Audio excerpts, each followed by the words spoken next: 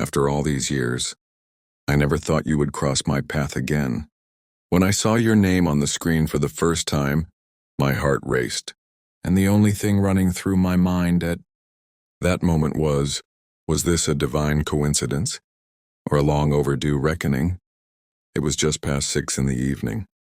The silence in the office blended with the shadows cast by the books on the walls, weighing down on me like the heaviness of the day. The file open on my computer screen was just an ordinary debt collection document. I looked at it as I did dozens every day, merely as a professional duty, trying to push my soul away from the work, until I saw that name, Claire Bennett. 2 words, a 17-letter history. My eyes froze on the screen. My fingers didn't move from the keyboard, but my heart felt like it was about to jump out of my chest. Time cracked between us like cold glass. I felt something collapse inside me. Breathing now seemed like a permission I needed to ask for from outside myself. Seeing her name rewound a film in my mind, but it wasn't a movie filled with happy scenes. Instead, it was more like the silence of a snow-covered grave in my memory.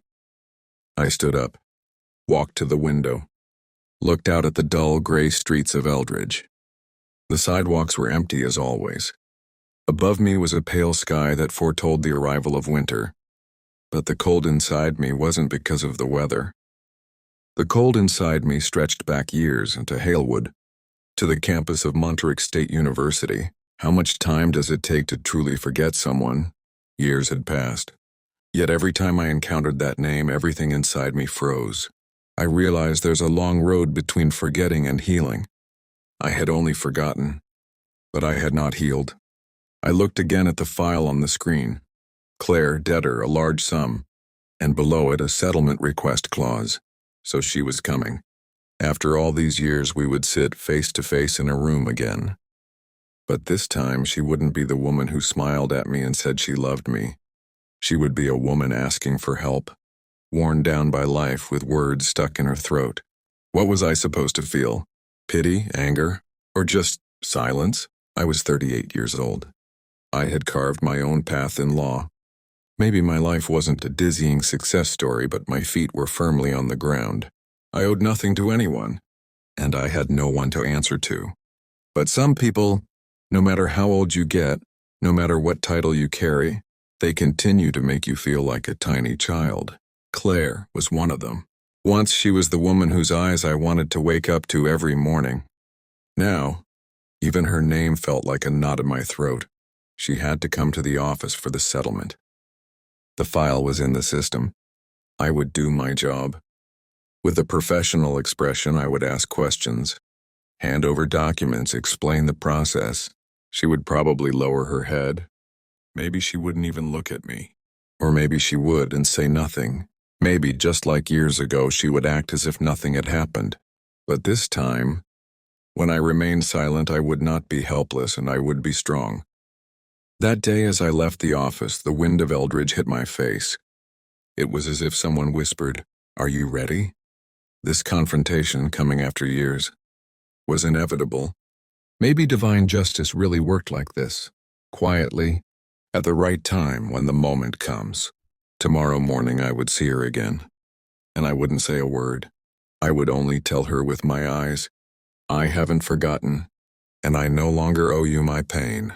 There are moments that, no matter how much time passes, never gather dust, as if they settle not in the deepest recesses of memory but under your eyelids. Every blink brings a memory to life. My first encounter with Claire was like that. I forgot what day it was, what the weather was like, what I was wearing. But that moment, that look, that smile, I could never forget. I don't count the day I first stepped onto the campus of Monterey State University as the real beginning. Instead, I count the day I first saw her. The library building I entered after walking through the wet, cobblestone streets of Halewood. It was silent, peaceful yet suffocatingly lonely for me, until I saw her. In the common library of the department, behind a thick economics book, there was a girl pushing her hair back with one hand, biting her lip as she followed the lines on the page. Maybe that wasn't how I first met her, but that's how my memory always kept her. Our first conversation was actually quite ordinary. We had to work on an assignment together through a mutual friend. She sat at the other end of the table.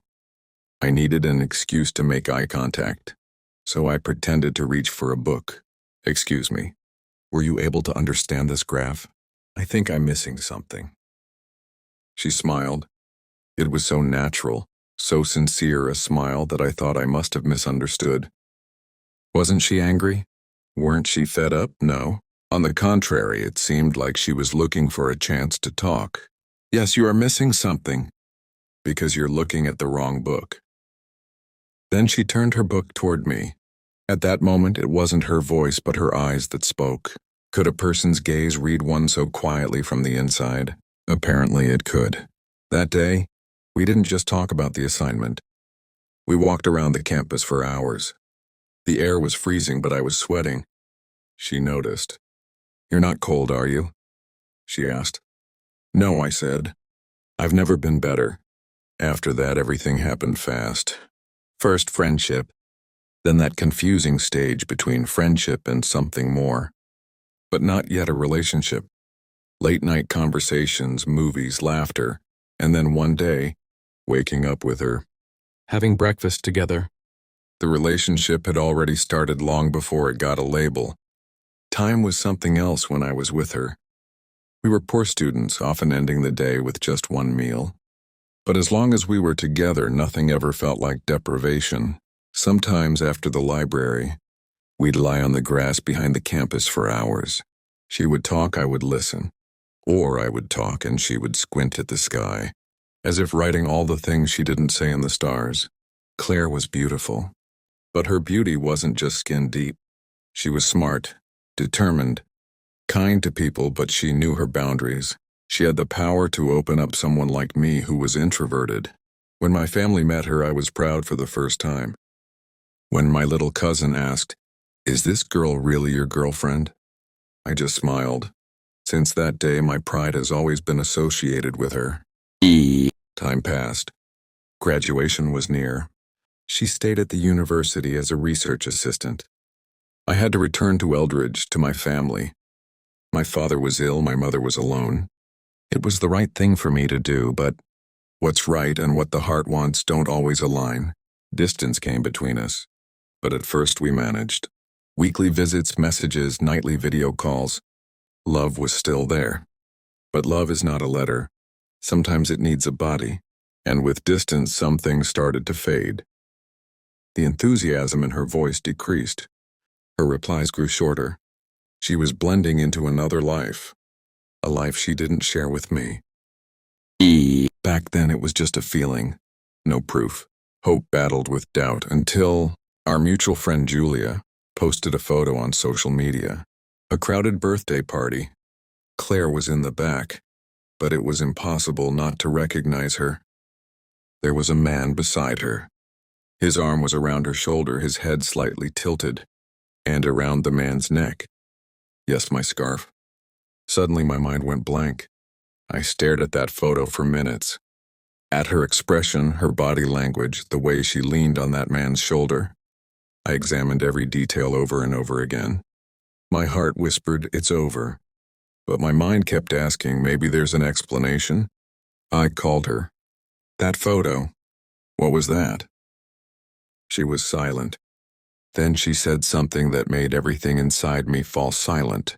"What are you making a big deal of?" "He's just a friend." Just a friend. I had wrapped years around that scarf. She had wrapped it around someone else's neck. That moment, something inside me broke for good. But the worst part? I was still hoping she'd regret it. Sometimes you think it's all over, but deep down you look for one more way. It's not stubbornness, nor pride. It's just a need for an answer, an explanation, closure. But in real life, most stories remain unfinished, with an incomplete sentence, a broken glance, an unfinished phone call. That day was the last time I heard Claire's voice. I realized then, some people don't even say goodbye. For a while I tried to pull myself together. It wasn't just hard, and it was impossible. I couldn't eat, couldn't sleep. When I looked in the mirror, the dark circles under my eyes looked permanent. My family sensed something but didn't say anything. They tried silently to hold me, but the wound was bleeding inside, and no one could see it. I stayed silent for days. I didn't speak. I shut myself off from the outside world. Everything inside me was numb. Then, driven by some impulse I couldn't explain, I started digging into the past. I looked into that man, found his name, and realized it sounded familiar. From my high school years. His name was Ryan Carter, the popular guy at school. Tall, charismatic, always surrounded by people.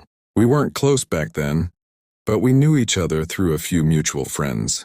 That night, a key memory flashed in my mind. A few years ago, Claire and I went to dinner and saw him at the restaurant. Claire asked, "Who was that?" "Just a friend from high school." That moment passed, but now thinking back, I remembered how Claire looked at him then. A long, careful, measuring gaze. Maybe nothing happened that day, but the seed of a thought was planted, and that seed grew years later. Slowly, I started connecting the dots. I hadn't introduced them at different times by accident, maybe consciously, maybe instinctively. Claire was a beautiful woman. Ryan was a man everyone turned to look at. I never thought there could be anything between them, but deep down I was afraid. Now those fears, those instincts had come true, and I couldn't talk to Claire anymore. I didn't even want to meet our mutual friends. Everyone in that world reminded me of the needles from the past. I deleted their numbers, closed my social media accounts. I didn't block Claire, but I didn't look at anything of hers. I became invisible to her existence. I chose to drown in my own disappointment. Sometimes I wonder, should I have said something back then? But then I whisper to myself, you loved her until the very end. She hid everything until the very end. That's why Claire was my weakness. I was hit right where I loved the most, and the shoulder I trusted the most betrayed me. With time, pain changes shape. At first it burns like crazy, then it slowly freezes. After a while it doesn't hurt anymore. But something else takes its place, silence. Claire left. She didn't leave an apology. No explanation. No goodbye. As if she had never been in my life. I never saw Ryan again either. When I thought of them together, my mind always got stuck on the same thing. That scarf. That scarf was like it was there instead of me. A symbol of all my goodwill, loyalty, and innocence. Now it was around another man's neck. Months passed. My job applications started to get responses. I received a few offers from different cities, but I wanted to stay close to my family. I had neglected them for years. Finally, I started as an intern at a small but trusted law firm. I was trying to stand on my feet. Building a new life wasn't easy, but carrying the weight of the past was even harder. I told my family nothing. They only knew Claire was no longer in my life. They didn't ask why. Maybe they sensed it.